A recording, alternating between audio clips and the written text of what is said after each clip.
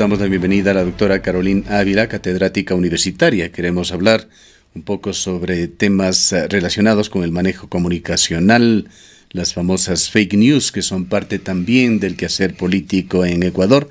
Pero vamos a iniciar con esta situación que preocupa cada vez más a los habitantes del austro ecuatoriano. Un trato claramente discriminado que sigue predominante en cuanto a los intereses del centralismo. Provincias del sur del país, la ciudad de Cuenca en particular, alejada de planes gubernamentales, fue muy claro, no requiere de mayor análisis el de realizar un balance de los compromisos expresados por el presidente Lenín Moreno con esta ciudad, que dejaron mucho que desear, mucha distancia con respecto a las expectativas de la ciudad de Cuenca y del austro ecuatoriano, e incluso a propuestas concretas que se le hicieron llegar al presidente y que no han sido atendidas. Bienvenida, Carolina. Muchas gracias, querido Gustavo, y un saludo a toda la audiencia de esta prestigiosa emisora. Aquí estoy a las órdenes. En verdad, el tema con el que usted quiere comenzar es un tema que a mí particularmente me extrañó que no se tratara más en los medios de comunicación después del 3 de noviembre. Yo hubiese querido ver más de este tipo de reflexiones, de esta crítica, diremos así, a lo que normalmente los medios de comunicación suelen recoger, principalmente de la sesión solemne, que son los discursos políticos, diremos así. Y me llamó la atención que sobre todo en este 3 de noviembre, en esta sesión solemne en particular, ninguna de las dos alocuciones políticas, diremos así, tanto del municipio como del gobierno, lograron ofrecer, diremos así, porque es la palabra que normalmente se utiliza en esa época, elementos concretos con la ciudad, compromisos concretos con la ciudad, necesidades puntuales que la ciudad tiene. Por lo menos ratificación todo, con muchas ofertas que están en pie y que no se han cumplido. Al menos ver qué fue lo que pasó a partir de lo que ya se había planteado en el año anterior. Y más bien, se nos ofrece, por ejemplo, el apoyo privado porque al final eso es lo que se hizo, ¿no? Una motivación al sector privado para, por ejemplo, resolver el problema del estadio. Lo interesante de eso es que todos los cuencanos aplaudieron. Todos los cuencanos aplaudieron y los medios tampoco hacen un análisis profundo, una crítica al asunto. Tal vez sí, se hace el reporteo del caso, pero no hay la crítica, nos hace falta la crítica. Creo que lo cortés no quita lo valiente, pero incluso en la propia sesión, cuando se están debatiendo estos temas, hace falta voces de autoridades, de representantes públicos que, aunque sea rompiendo el protocolo, hagan sentir al gobierno de que hay disconformidad en esto. Si se lo llena de aplausos, ¿qué puede pensar el mandatario? Que está haciendo su trabajo y gustosamente la gente lo recibe, a pesar de que las encuestas digan lo contrario. Otra de las cosas que me llamó la atención de este último 3 de noviembre fue la cantidad de seguridad desplegada en la zona central de nuestra ciudad.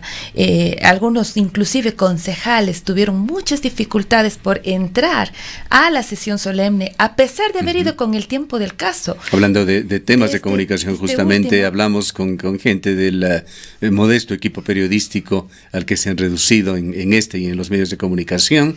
Nuestros periodistas señalaron que prácticamente se les encerró en un cubículo, se les mantuvo encerrados allí, incluso hasta después de la sesión, hasta que todas las autoridades abandonen los predios y entonces se les soltó, entre comillas. Medio en broma, medio en serio, la gente decía ni que fuera el Mashi, ¿no? Ni en los mejores o peores tiempos de esto, depende del prisma con el que se nos mire. De la época de la Revolución Ciudadana había habido tanto despliegue de seguridad, ¿no? Me imagino que habrá algún tipo de inteligencia que les hablará sobre el ánimo de la población. No, creo que son los malos vicios que han quedado. El tema es, justamente el discurso habla sobre el cambio, sobre el no volver, sobre a los vicios anteriores, como usted los llama, sobre los aires de libertad de los que se hace mención. Inclusive, generosos gestos con la gente del Yasuní que se manifestó allí en el Salón de la Ciudad, pero que al final quedan en el vacío porque lo que está anunciando el ministro el día de ayer, si no me equivoco, es que de hecho va a comenzar la explotación en ese sector. Entonces, el tema de todos estos elementos, el discurso vacío, vacío, diremos, ¿no es cierto?, en términos de cumplimiento, sino más bien yo te ofrezco, y ahí sí, literalmente busca quien te dé, como por ejemplo en el caso del estadio. El tema de este necesario giro o cambio hacia lo que anteriormente sucedía, o la gente se quejaba en la Revolución Ciudadana, pero que no termina de cuajar, lo que hace es seguir minando la confianza en el presidente Lenín Moreno, que es uno de los indicadores absolutamente correlacionado con la aprobación de la gestión. Si un presidente y si un mandatario tiene muy baja la confianza, la credibilidad, diremos así, la aprobación de su gestión también va a bajar, y eso le está pasando a Lenín Moreno, y no logra el equipo asesor, que es un equipo fuertemente formado en comunicación, pero que no logra repuntar precisamente porque no se resuelve todo con comunicación, sino de hecho se resuelve con gestión. En lo que pueden ser temas relevantes por lo económico, pues el gobierno municipal enfrenta serias dificultades ya desde hace bastante tiempo. Entendemos que al presidente se le planteó por lo menos delinear una solución para el grave endeudamiento que tiene el municipio. Entre estos está un rubro de más de $50 millones con Francia. No hubo ni siquiera una alusión en el discurso. Más tarde un concejal ha llegado al movimiento, dijo que el gobierno se hará cargo de 2 cuotas, sin especificar siquiera de qué se trata esto. Y los cuencanos aplauden. El presidente de la República desvió su discurso a temas demagógicos, sin análisis, que no deben ser manejados de esta manera, como señalar, como lo hizo en Riobamba, que se duplicará la leche para el desayuno escolar, o que se pondrán alguna frecuencia de viajes a Nueva York cuando no tenemos una frecuencia de viajes a Guayaquil. Un poco ese es el balance. Y que las condiciones, por ejemplo, de nuestro aeropuerto no dan precisamente ni para dar las seguridades del caso en los vuelos locales, ¿no? Entonces, en fin, el tema, de nuevo, el político puede ofrecer, ¿no? El desafío para Cuenca es cuál es la reacción de la sociedad. Y hemos visto que en estos últimos años, la última década, los últimos 12 años tal vez, Cuenca se ha dormido en términos de participación cívica y ciudadana. Ha habido cierto conformismo, cierta tranquilidad, una especie de quietud un poco extraña, tal vez confiados en que hay una buena cantidad de sus representantes en los sectores del centralismo, no tanto en la asamblea como en ministerios, como en diferentes espacios cantidad de representantes. Pero hemos tenido la 14ª inversión en obra pública, en carreteras. No ha habido una correlación en ese sentido. Entonces, por muy nombres que se hayan paseado por los pasillos de Carondelet, la evidencia en la inversión no corresponde. Y lo mismo sucede ahora también. O sea, en este nuevo gobierno no hay una excepción en ese sentido, más bien se ve una situación de división, inclusive ya en las fuerzas políticas, en donde en ninguno de los dos casos veo yo que exista una consigna por las dificultades locales y regionales. Entonces, es una pena. Ayer o anteayer estaba conversando con una profesora en la universidad en la que me decía, justo ella estaba recién saliendo de toda esta gestión pública, insertándose a la academia, nosotros la recogemos gustosamente, y una de las preocupaciones que nos hacía tomar en consideración era que la academia, por ejemplo, también se ha dormido, forma parte de estas voces cívicas importantes, pero que en el caso cuencano han tenido un letargo, ¿no? Entonces es importante volver a reflexionar sobre ese rol ciudadano, esas voces cívicas que deberían hacerse presentes nuevamente, como era antes, como era la característica de Cuenca, en cierto modo. Así es. Viene una nueva campaña electoral que, dicho sea de paso, es bastante corta, un mes y pocos días más de campaña me parece que se darán de manera oficial, aunque hay toda una pre-campaña que se da ya desde hace algunos, desde hace algunos meses.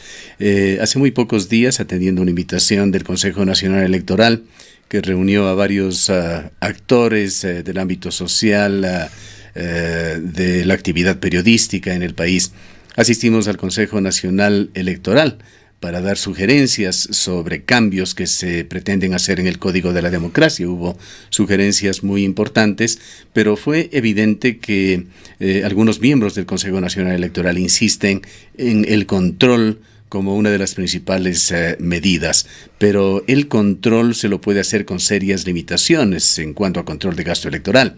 Se pretendía, por ejemplo, extender el control a las redes sociales, pero es algo difícil, si no imposible de hacerlo, además que va en contradicción con justamente temas de libertad, que se han convertido las redes sociales en un espacio en el cual los ciudadanos tienen una acción muy alta, que es un tema que merece análisis sin duda.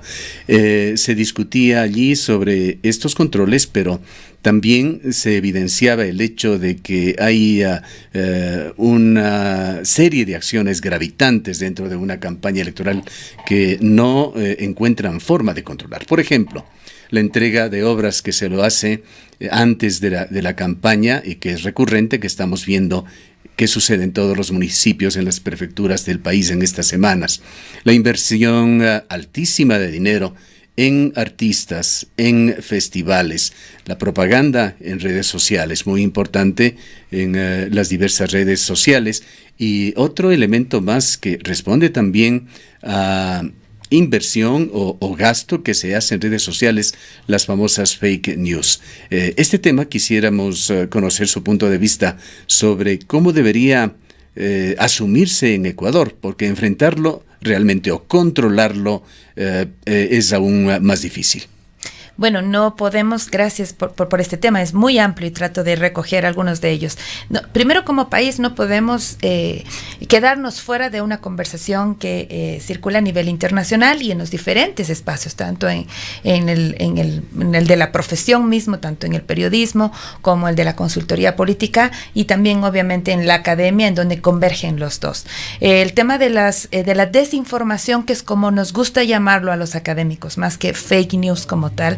El tema de la desinformación es una situación problemática, pero que la solución es tan compleja como el problema. Y a veces queremos solucionar de la manera que nuestra visión permite, que es la de la regulación, y no necesariamente esa es una solución adecuada. Quién sabe, y hasta es más bien agrandar más el problema antes que resolverlo. Vaya, la prueba de esto es en el caso ecuatoriano, cuando quisimos vía regulación mejorar la calidad periodística, por poner un ejemplo, ¿no? Y vimos las consecuencias de ese intento.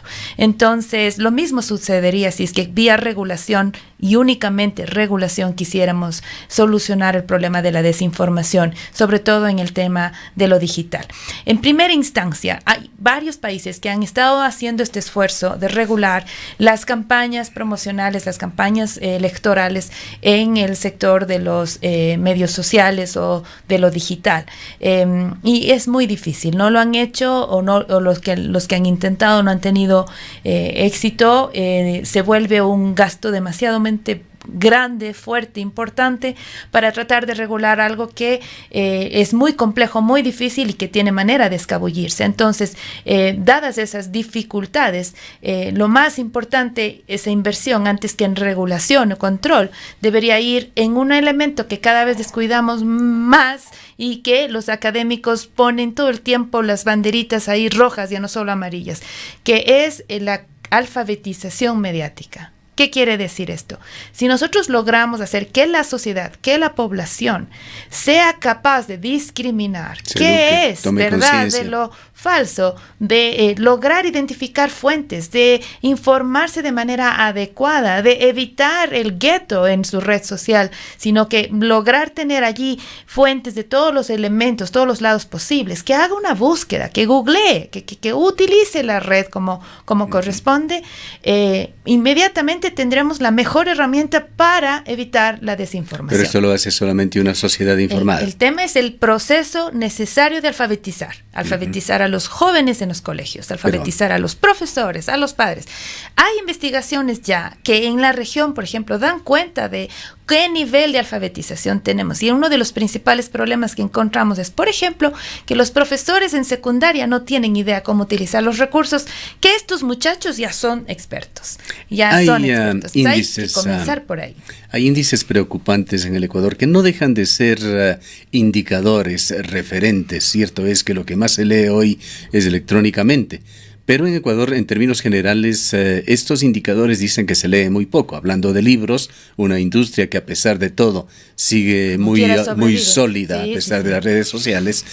En Ecuador se lee medio libro por habitante al año, contrastando con promedios de países vecinos como Colombia, México o Argentina, en los cuales la población lee entre 4 a 5 libros anuales. Claro, el tema allí, o sea, no quiero dejar de menos la necesidad de incentivar en el tema de la lectura, y han habido campañas, esfuerzos en política pública al respecto, pero cuando me refiero a alfabetización mediática, me refiero a esa capacidad de hacer crítica de la información que recibo en las redes sociales, en el internet y demás.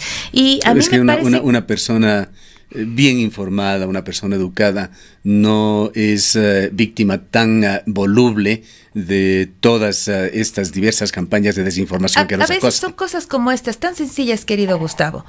Reciben en el WhatsApp un audio, ¿no? Y le damos crédito. Y no sabemos de dónde vino ni cómo vino. Me pasó mi amiga. Un elemento importantísimo fue en la campaña de Bolsonaro en Brasil. Exacto. Y si uno mira, por ejemplo, en Brasil, la información circuló por Facebook y por WhatsApp.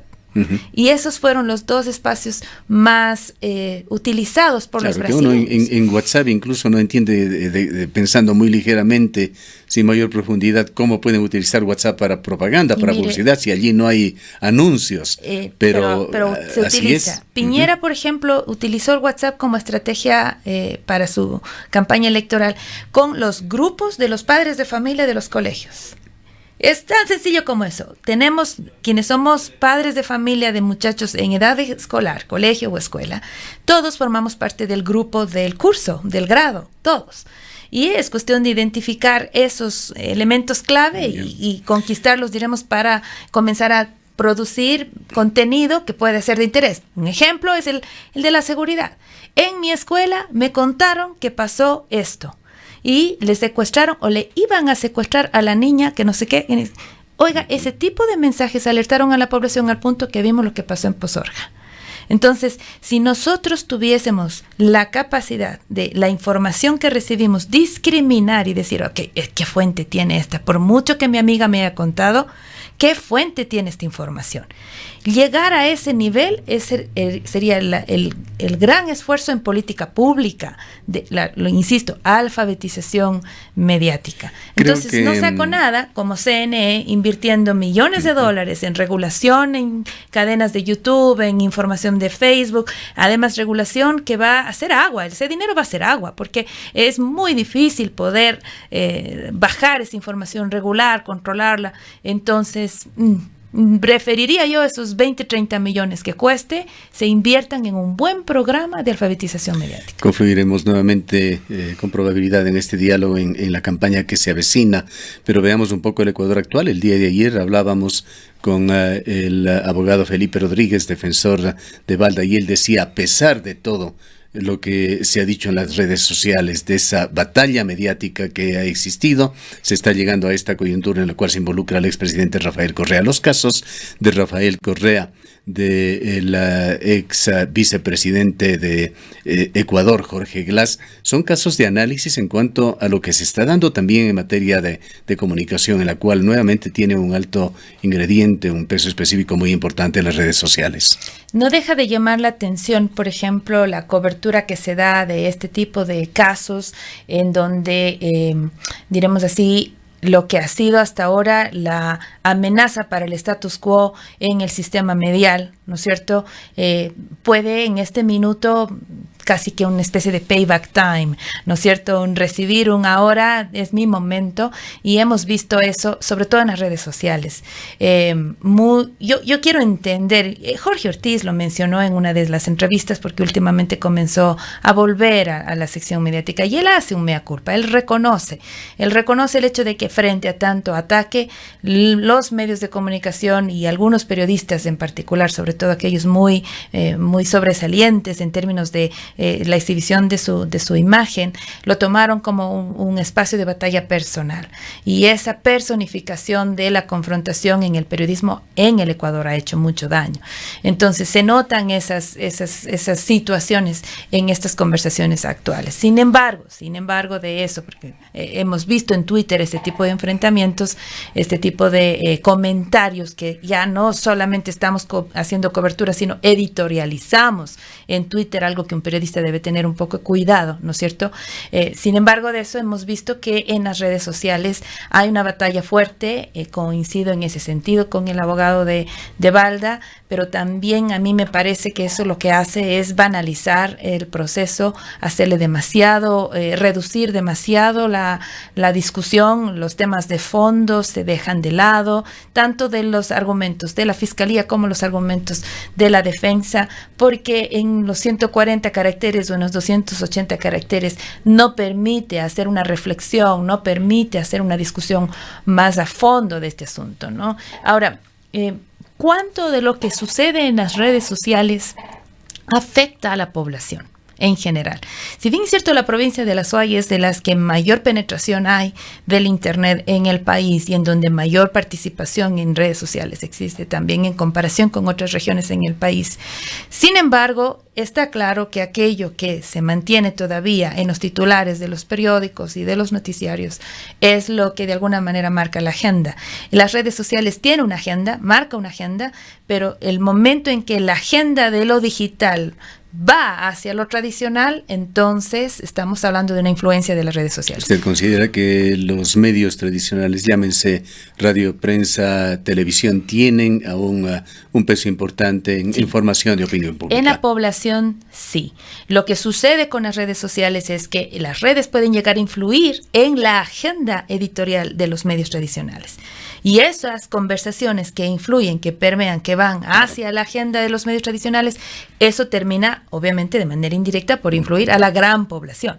Porque al final del día quien está en Twitter es un grupo todavía reducido frente a lo que pasa en Facebook, y claramente la conversación, la conversación política, la conversación de coyuntura está principalmente en este medio particularmente hablando, ¿no es cierto?, que es Twitter.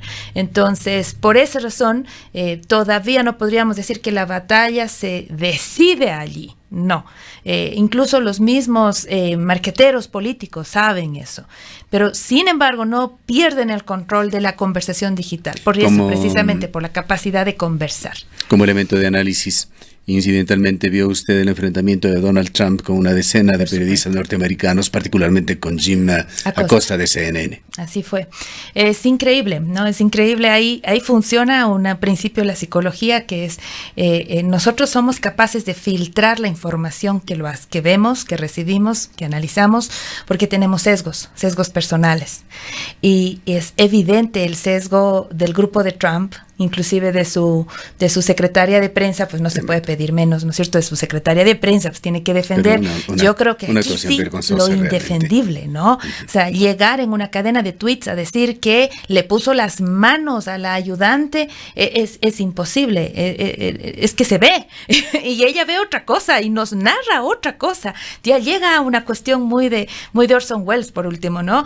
Pero en verdad, a ver, uno lo que ve allí, y el decano de la Facultad de Comunicaciones de la Católica de Chile lo mencionó en un tuit, este tipo de confrontaciones, este tipo de enfrentamiento favorece la tesis del populista. ¿Cuál es esta, no es cierto? Yo tengo en ustedes, los de las fake news, pongo fake news entre comillas porque ese es el nombre que Trump les ha dado, ¿no es cierto?, como mi enemigo. Y ustedes me atacan, y yo que le tengo a este país con 0% de desempleo, con un crecimiento económico nunca antes visto, y además que con una base política que todavía vive, porque eso es lo que nos demostró el martes pasado, ¿no es cierto? Por más que la Casa de los Representantes está, el Congreso, como llamamos, está en manos demócratas, el Senado se mantiene rojo, entonces todavía existe una base política. Soy capaz de identificar ese enemigo y de aglutinar mis fuerzas contra, en este caso, el periodismo de desinformación o de fake news, que es como acusa Trump.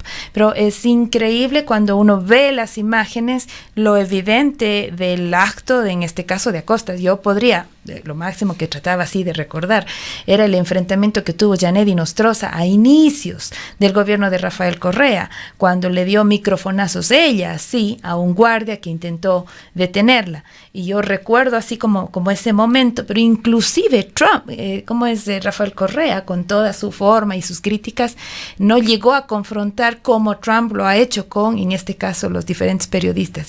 Y no solo Acosta, sino también hubo insultos para el otro, ¿no? Para aquel segundo periodista que intentó defender a Acosta, decir, no, usted no es de los periodistas honestos en el fondo, ¿no? Es muy duro ejercer periodismo bajo esas circunstancias. Y el problema es, yo un poco lo veo así, es que, por ejemplo, las cadenas como CNN o estas otras cadenas más progres, si se quiere decir de alguna manera, no tan conservadoras, caen en esa confrontación, eso hace un daño a la democracia. Pero es bien difícil no hacerlo. ¿Por qué? Porque el periodismo también se ofende y cierra fuerzas, ¿no es cierto? Y se aglutina y produce más polarización.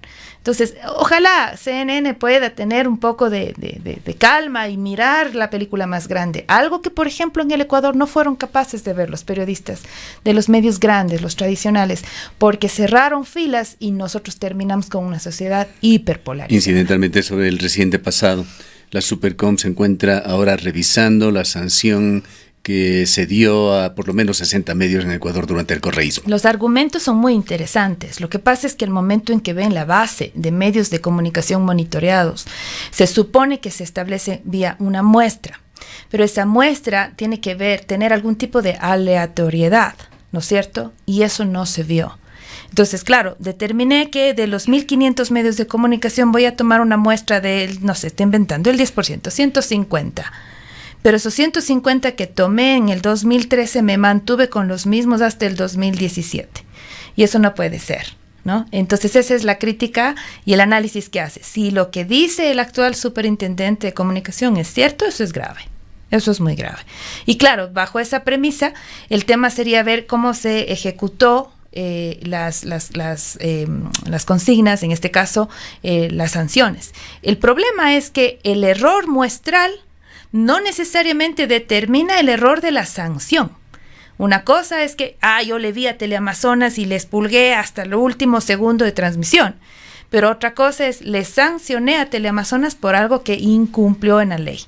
Entonces, ahí va a encontrarse con un problema legal, ¿no es cierto? Una cosa es la sanción, otra cosa es que yo le miré hasta el último rincón a Teleamazonas. Y ahí hay un conflicto entre lo legal y lo legítimo, ¿no? Porque si bien es cierto, la sanción pudo haber sido justa, y pongo justa entre comillas, porque es precisamente lo que se va a discutir, el hecho de haber mirado sola y únicamente a Teleamazonas y no a los otros medios de manera estadísticamente correcta, diremos así, en la muestra de monitoreo, pues eso hace que cualquier sanción a Teleamazonas pierda legitimidad.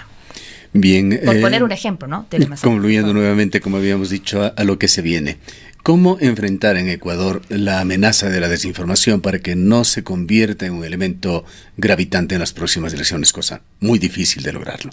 Por ejemplo, yo creo que ahí el rol de participación ciudadana como ONG podría ser muy interesante. Ojalá el Tata Jaramillo, que le conocemos aquí en Cuenca, Simón, que está vicepresidente de este importante estamento cívico ciudadano, me puede estar escuchando, porque me parece que la observación ciudadana puede ayudar y mucho a identificar aquello que es desinformación, ¿no?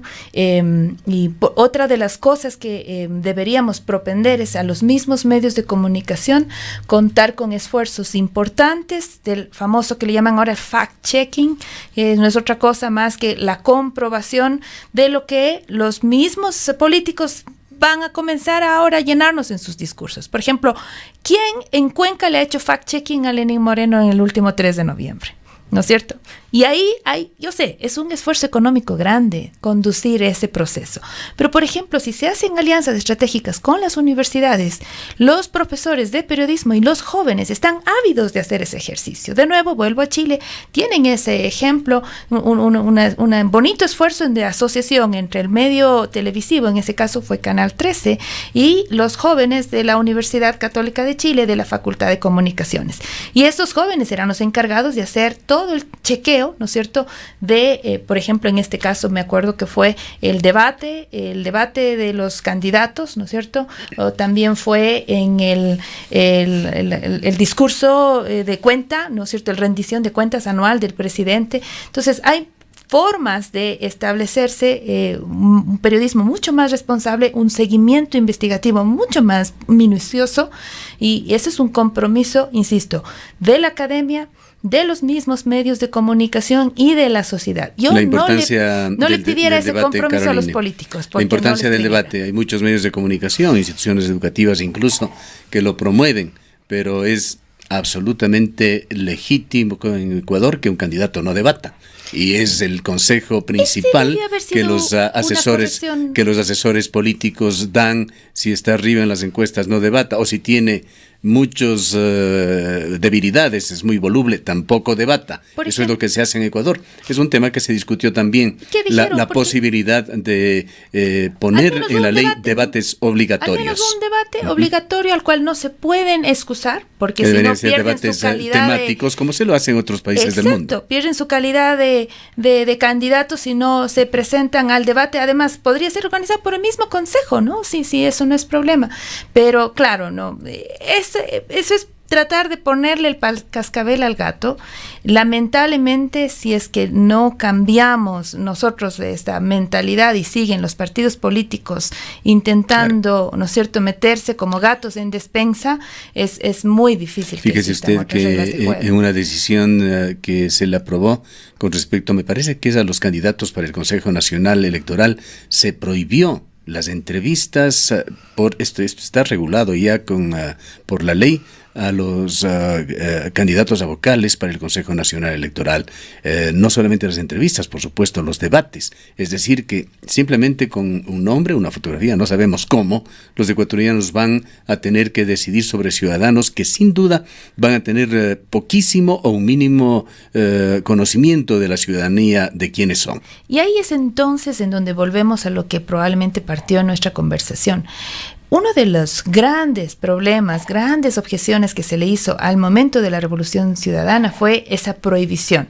Mis ministros no van a hablar en esos medios. Y se supone que vivimos nuevos aires.